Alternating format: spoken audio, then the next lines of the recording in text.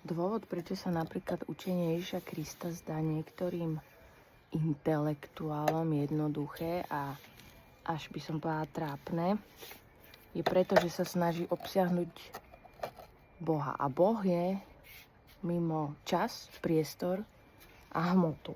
To znamená, že náš mozog to obsiahnuť nedokáže. A tým pádom prišiel Ježiš, ktorý to podal veľmi jednoducho, zároveň veľmi zložito, ale musel to podať jednoducho direktívne. Dobre, odpustite, bodka. Verte vo mňa, bodka. A tak by sme to aj mali robiť, pretože obsiahnuť niečo, snažiť sa obsiahnuť niečo, čo je mimo uchopenia nášho mozgu, sa nedá, ani sa to nikdy dať nebude.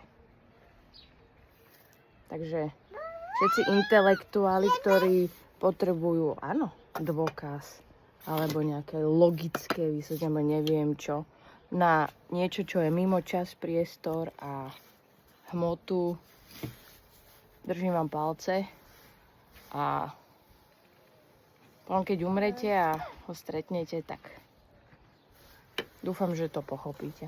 Medzi týmto s vami musíme vydržať.